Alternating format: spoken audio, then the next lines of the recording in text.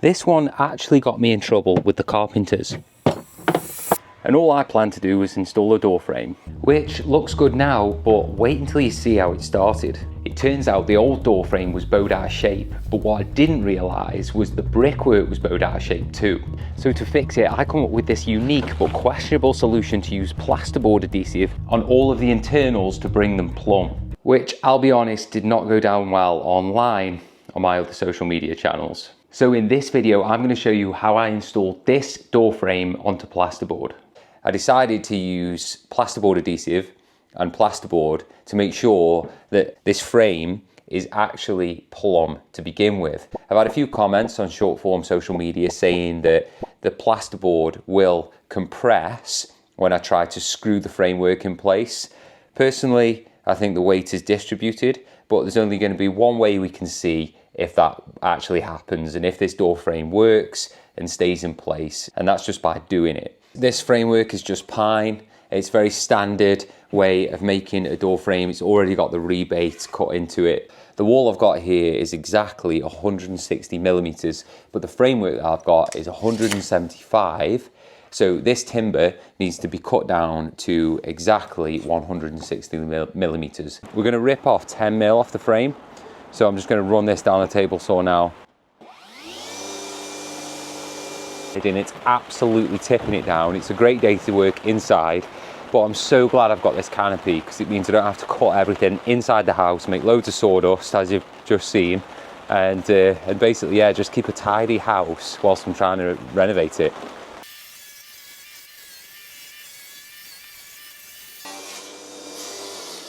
$160, which is perfect, so now we can run the other pieces through. Silly Ben 10 watch, as Nicole has just said. This allows me to turn the vacuum on and off just by clicking the button. It means it's not always running and making a noise, and it saves the battery as well. So that is a really nice thing to have. I'm going to run this through, probably start the vacuum first, and then press go.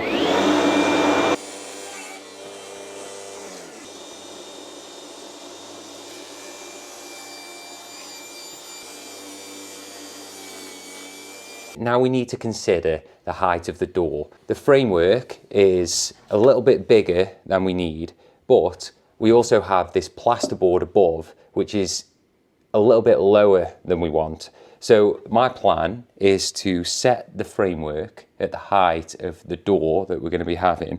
And I'm going to be putting the framework in front of the door like this, and then marking on a mark on the plasterboard where I need to cut, and I'll be using a spirit level then to draw a line all the way across so I know that that's perfectly level. One other thing that we need to think about is the flooring. The flooring will have a big impact on the way this door looks when it's finished. So let's take a look down here. I happen to have a new piece of the flooring that I'm going to be laying. This is a 15 mil limestone. Underneath this, we're going to be having some adhesive, and we're going to have some Detromat and some more adhesive. So this is 15 mil at the moment, but realistically, we're probably looking at about 18 mil to 19 mil of space from the subfloor upwards. So if I install this frame using this limestone as the basis for the bottom of the frame, when the time comes to lay the floor, I'll only have to cut a small amount of the timber away. And that's going to be much easier than cutting lots of it away. So I've just marked out on all of the timber what needs to be cut, and that's all based around the size of the frame, the size of the door, and now I just need to remove some off two sides of the timber.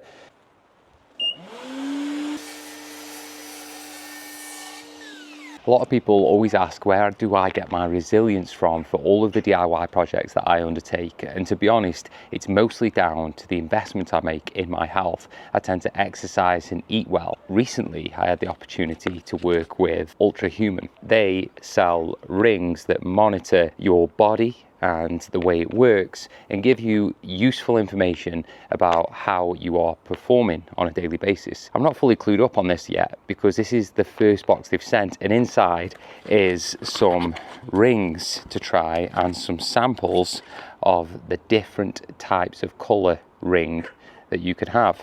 There's a whole sizing kit here and you can choose whichever fits your finger the best.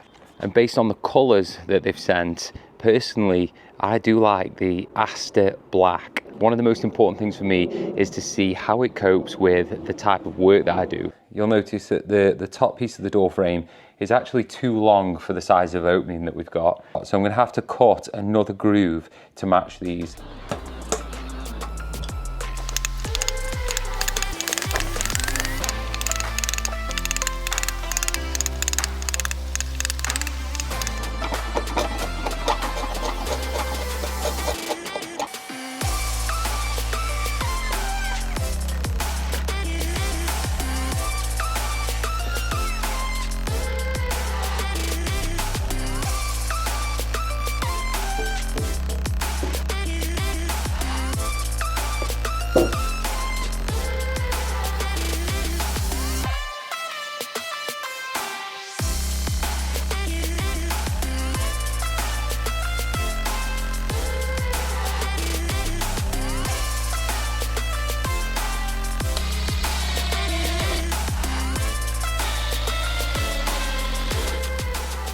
DeWalt's new hydraulic quiet impact driver. It is so much quieter than their original ones. 46% actually.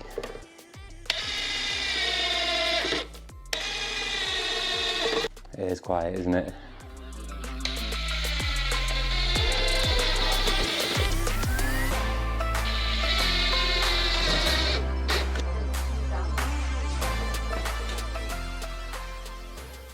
This is me realising that I'd only cut one of the legs of the door down.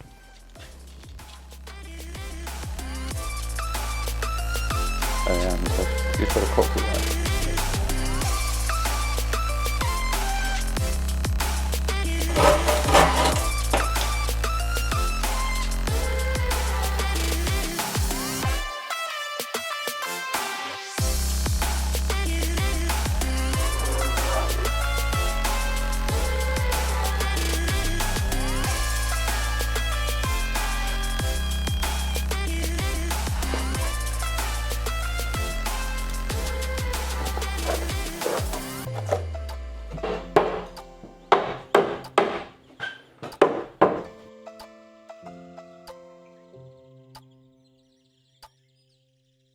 It's plumb and level and everything's ready for me to screw. But before I wanted to screw it, I did want to put some lines on the timber to guide where I'm going to be screwing through the timber.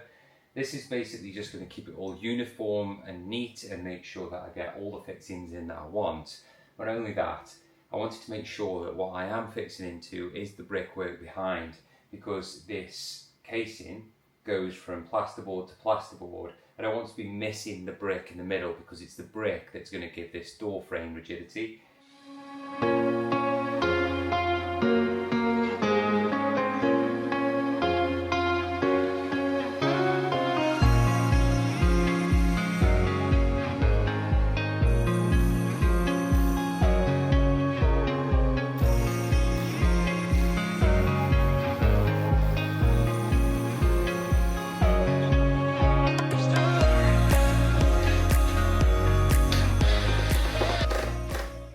I've just put the first screw in place and it did pull the timber in about 1 millimetre, which means that there is a gap behind there, and you can see the difference when you put this long spirit level, which reaches almost from the top of the door to the bottom. You can see how it has pulled the timber in. Now I've pulled the screw out a little bit and released the tension. That dip is gone. So I'm going to be placing one of these shims, or maybe two, into the back behind this door casing.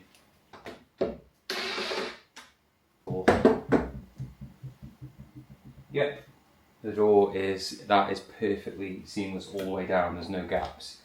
So I just need to methodically work my way through the door, continuing to do exactly what I've just done.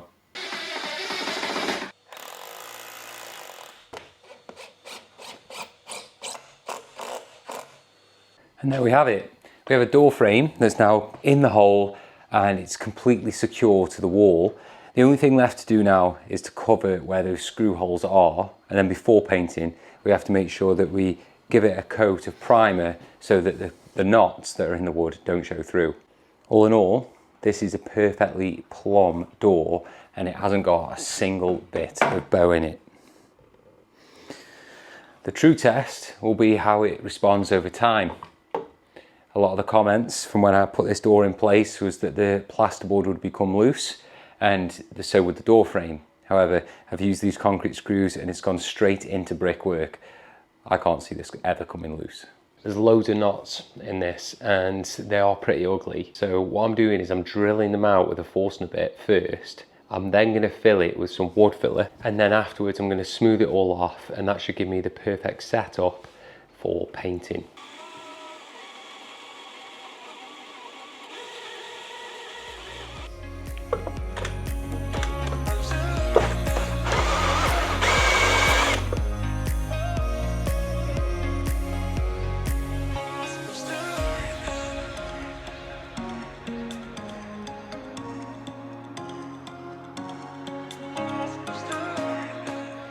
So I'm struggling with this one in particular because it's already all like open. It's like an open hole because I chipped away at all of the loose bits of timber inside there. And as a result, I've got nothing for my Forstner bit to center on. Nothing for the Forstner bit to center on. And I can't actually drill into this because it just spins the drill. Impossible, and now I'm just kind of wrecking the wood around it. I know I'm going to put some filler on this anyway, but it's just, just wish I could just get started.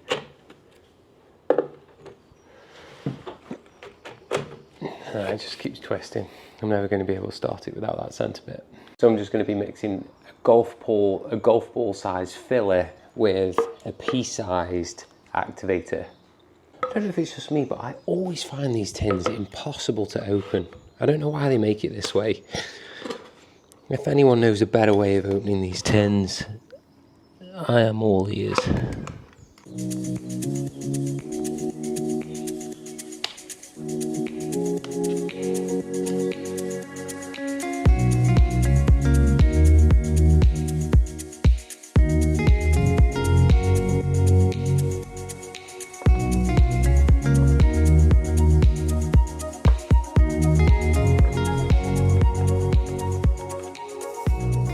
First mix went off so fast. Here it is.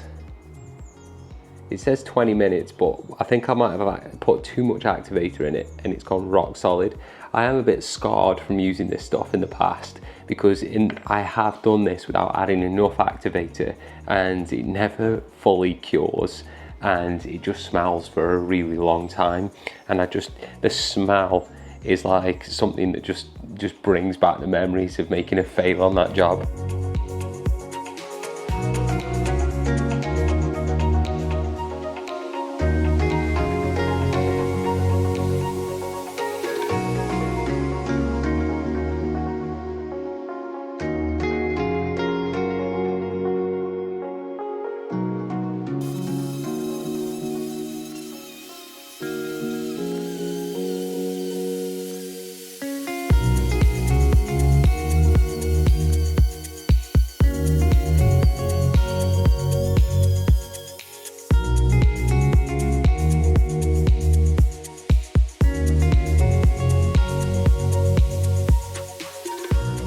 So the inevitable's happened, which is that the filler hasn't fully filled all of the hole after I've sanded it off. There's tiny little low points which are going to bother me. So I'm going to be using some FC1, which is a filler and a cork, and it's really good stuff.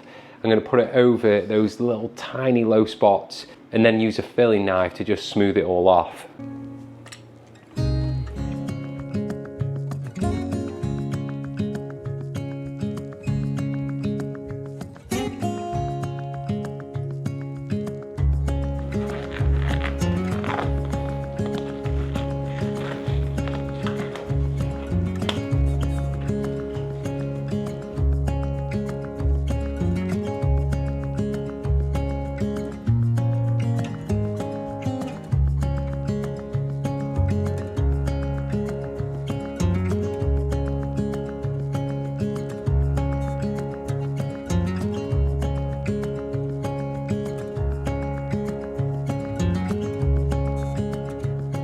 I've been waiting for this to arrive in the post. This is the colour that I'm going to be using. It's Salt. It's Eggshell from Neptune.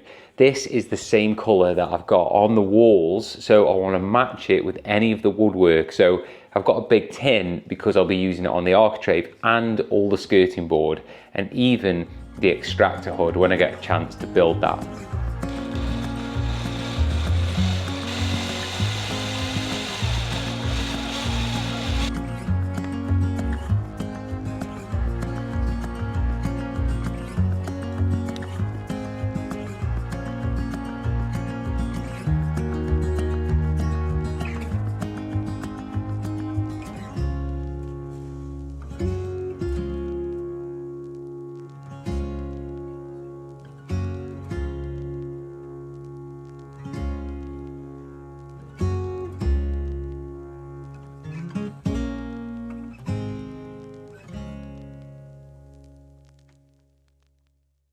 And that is how I installed the door frame. Let's hope in time it stays exactly where it is and we don't get any issues with the door that eventually will be going here. If you've liked this video, make sure you like it and subscribe, and I'll see you in the next one.